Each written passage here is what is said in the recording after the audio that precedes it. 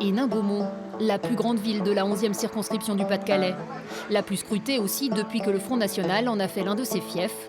Et justement ce matin-là, elle est à nouveau dans l'œil des objectifs.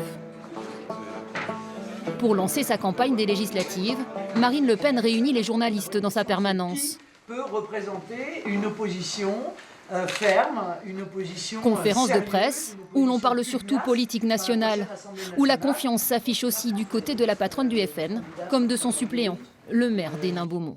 Là, c'est un monsieur Briouat. C'est une campagne qui commence, qui est bien partie, à votre avis? On part sur une victoire?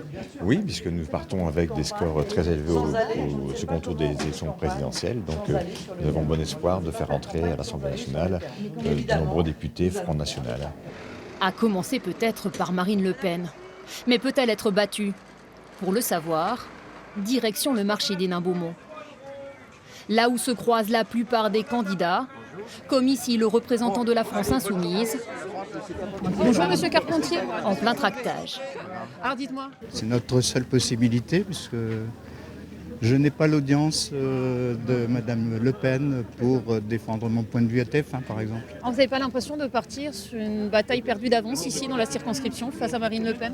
Moi, de toute ma vie, je n'ai jamais perdu d'avance. Pour reconquérir les électeurs, il faut leur montrer nos solutions. C'est-à-dire qu'il y a des vraies alternatives qui sont possibles sur l'urgence écologique, sur l'urgence sociale. D'autres solutions que le Front National a proposées. Mais comment se faire entendre? Un peu plus loin, nous rencontrons Marine Tondelier, la candidate Europe Écologie Les Verts.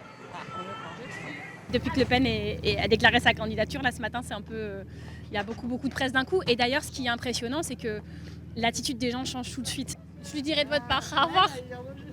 Comment on fait aujourd'hui? Elle est arrivée largement en tête, on le sait, au second tour des présidentielles. On l'annonce en tête ici. Je pense que la position de pole position, depuis 12 mois, n'a porté chance à personne en politique. Marine Le Pen, elle a fait un très bon score ici au deuxième tour face à Emmanuel Macron, qui était quand même le candidat le meilleur face à elle, enfin, le meilleur pour elle ici. C'est un candidat qui ne correspond absolument pas à la sociologie locale.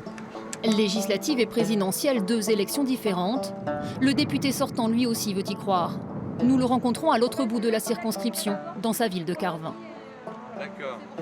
Un député de terrain, dit-il, qui met en avant son bilan et se veut barrage à Marine Le Pen.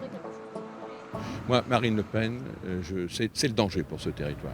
Parce que Madame Le Pen ne sait rien de nos dossiers. Ici, sur le bassin minier, ça fait la 4e fois qu'elle se présente. Et Madame Le Pen n'a jamais été élue. Il y a 5 ans pourtant, Philippe Kemel ne l'avait battu que d'une centaine de voix. Un écart qui semble aujourd'hui bien faible, au regard d'un paysage politique bouleversé.